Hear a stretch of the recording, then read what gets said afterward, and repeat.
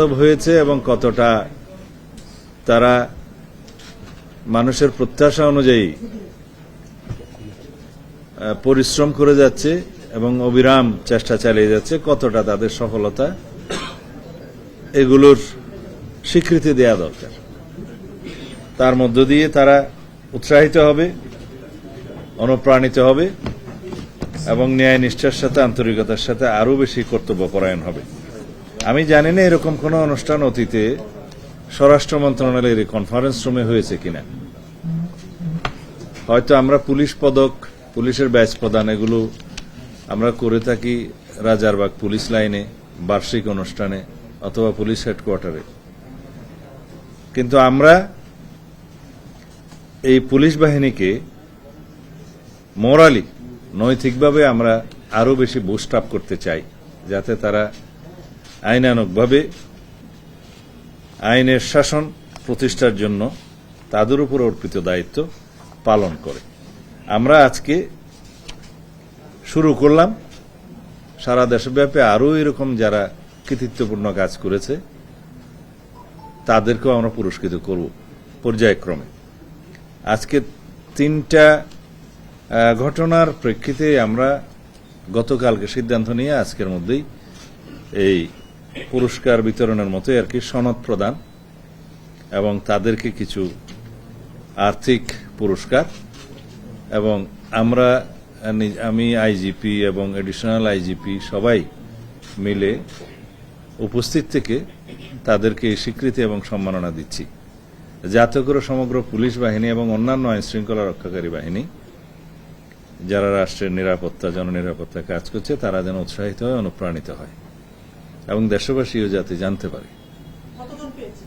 আমি বলছি আজকে 3টা ইভেন্টের, 3টা ঘটনার যারা দায়িত্ব পালন করেছে তাদেরকে আমরা সনদ দিয়েছি এবং আর্থিক পুরস্কার দিয়েছি, স্বীকৃতি দিচ্ছি আমরা। একটা হচ্ছে রামিসা ধর্ষণ এবং হত্যাকাণ্ডের এই ঘটনায় যারা অত্যন্ত সংক্ষিপ্ত সময়ে দ্রুততার সাথে আসামিকে গ্রেফতার করতে সক্ষম হয়েছে এবং স্বীকারোক্তিমূলক জবানবন্দির ব্যবস্থা করেছে, তদন্ত কার্যক্রম পরিচালনা করেছে, ডিএনএ টেস্ট সহ পোস্টমর্টম রিপোর্ট সহ সাক্ষীদেরকে আদালতে নিয়ে সংক্ষিপ্ত সময়ে সমস্ত বিচার কার্য পরিচালনায় সহযোগিতা করেছে এবং যার প্রেক্ষিতে মাননীয় আদালত বিচার শেষে সংক্ষিপ্ত সময়ে রায় ঘোষণা করতে সক্ষম হয়েছে। সেই একটা ঘটনা। দ্বিতীয় হচ্ছে নৌ পুলিশ যারা দৌলতিয়া ফেরিঘাটে অত্যন্ত আন্তরিকতার সাথে কাজ করে অন্তত 50 জন যাত্রীর জীবন রক্ষায় তারা ভূমিকা পালন করেছে। তারা বাধ্য করেছে সমস্ত শেষ যাত্রীটিকেও বাস থেকে নেমে যেতে।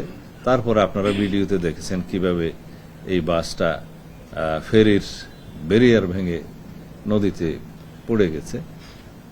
তারা ওই অন দি স্পটেই প্রশাসন, পুলিশ এবং জনগণ সবাই মিডিয়ার সামনে কথা বলেছে যে পুলিশের ভূমিকাটা কি ছিল। তাদের কারণে যাত্রীদের প্রাণ রক্ষা পেয়েছে। আল্লাহ রাব্বুল আলামিন তাদেরকে তাদের উসিলায় তাদের প্রাণ রক্ষা করেছে। তাদেরকে স্বীকৃতি দেওয়া দরকার। আমরা আগে তাদেরকে নির্দেশনা দিয়েছিলাম কোরবানির ঈদের আগে, ঈদুল আজহার আগে। আপনারা এইখানেই আমরা সংবাদ সম্মেলনে বলেছিলাম যে ঈদুল আজহার নিরাপদ যাত্রা এবং ফিরে আসার সড়কে, নৌপথে এবং অন্যান্য যানবাহনে, যেহেতু আইনশৃঙ্খলা রক্ষা বাহিনীর একটা ভূমিকা আছে যাতে দুর্ঘটনা কম হয় এবং যাত্রীদের সচেতনতা যাতে বৃদ্ধি পায়, এবং নৌ দুর্ঘটনা ইতিপূর্বে আরেকটা হয়েছিল খুব মর্মান্তিক, সেটা থেকে শিক্ষা নিয়ে আমরা বলেছি নৌ পুলিশ ফেরিঘাটে কন্টিনিউয়াস দায়িত্ব পালন করবে, প্রশাসন থাকবে এবং সকল যাত্রীদেরকে বাস থেকে নামিয়ে তারপর ফেরিতে উঠবে এবং নামবে। এটা তারা বাস্তবায়ন করেছে। ঈদুল আজহা শেষ হয়েছে, সবাই ফিরে এসছে, কিন্তু এই দুর্ঘটনা যখন হয়েছে তখন ঈদুল আজহার যাত্রী ছিল বলে আমার মনে হয় না। এই স্বাভাবিক সময়েও তারা এই কঠিন দায়িত্বটা পালন করে যাচ্ছে, এটা অবশ্যই প্রেইজওয়ার্থি। সেই জন্য তাদেরকে আমরা স্বীকৃতি দিচ্ছি। এখানে 3 জন, রামিসা ধর্ষণ ও হত্যাকাণ্ডের ঘটনায় 9 জন, আরেকটা ঘটনা আপনারা জানেন যে মুন্সিগঞ্জের একজন অজ্ঞাতনামা কিশোরীর লাশ নদী থেকে উদ্ধার করা হয়েছিল, সে গ্যাং রেপের শিকার হয়েছিল এবং তাকে পরে হত্যা করে নদীতে ফেলে দেওয়া হয়েছিল। কোনো ক্লু ছিল না। অত্যন্ত দ্রুততার সাথে একদিনের মধ্যে তার মরদেহ উদ্ধার করার পরে ওই ঘটনায় যারাই জড়িত ছিল আধুনিক প্রযুক্তি ব্যবহার করে তাদেরকে চিহ্নিত করে গ্রেফতার করা হয়েছে এবং তারা 164 স্বীকারোক্তিমূলক জবানবন্দি দিয়েছে। 4 জন। এই ঘটনায় যারা কর্তব্য পালন করেছে অত্যন্ত আন্তরিকতার সাথে, তাদের মধ্যে 3 জন তদন্তকারী কর্মকর্তা এবং তাদের সহায়তাকারী 2 জন। এই 3 জনকে আমরা পুরস্কৃত করছি, সর্বমোট 15 জন। এই জাতীয় আরও ঘটনা আছে যেগুলো আমরা পর্যায়ক্রমে পুলিশ বাহিনীর মোরাল বুস্ট আপের জন্য, নৈতিকভাবে তারা যাতে আরো স্ট্রং হয় এবং দায়িত্ব পালনে তারা উৎসাহিত হয়, অনুপ্রাণিত হয় এবং জাতীয়ভাবে স্বীকৃতিপ্রাপ্ত হয়, সেভাবে আমরা ব্যবস্থা নেব। আজকে শুরু করলাম, তা আমি এখন পড়ি কারা কারা পেল। পল্লবী থানার রামিসা ধর্ষণ ও হত্যা মামলায় যারা গ্রেফতার, তদন্ত এবং আদালতের বিচারিক কার্যক্রমে দায়িত্ব পালন করেছে তাদের মধ্যে এসআই নিরস্ত্র ওহিদুজ্জামান,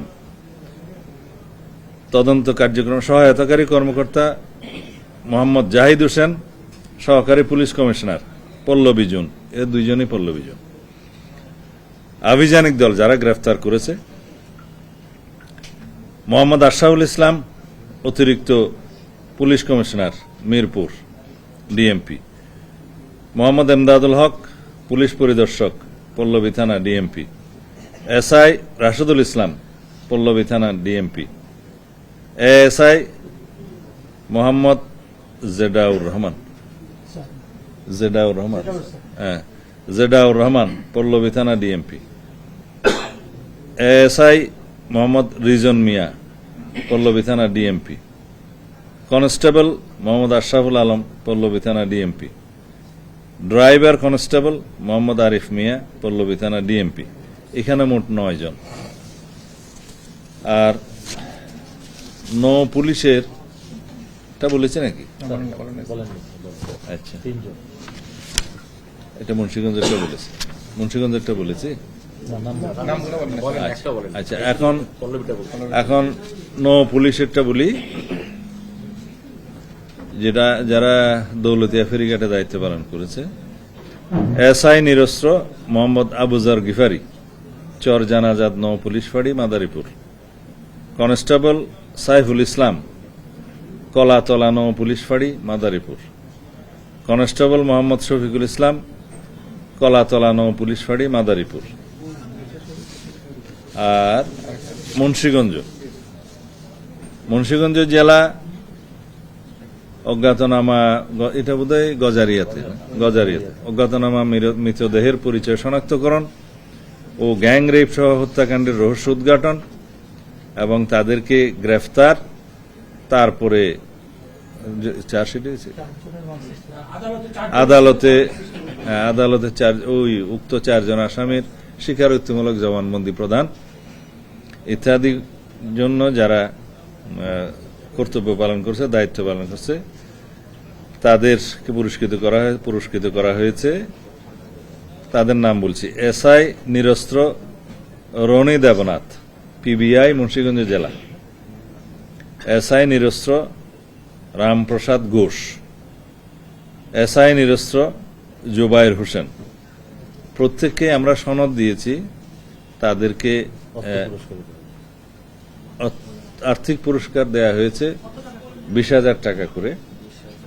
আমাদের পুরস্কার প্রদানের জন্য একটা তহবিল আছে, সেখান থেকে দেয়া হয়েছে। আর সার্টিফিকেট তো থাকলো। আইজি ব্যাচ পেয়েছে কয়েকজন? 3 জন। আইজি ব্যাচ পেয়েছে পুলিশের এরা 3 জন। এই ছিল আমাদের আজকে ঘটনার প্রেক্ষিতে।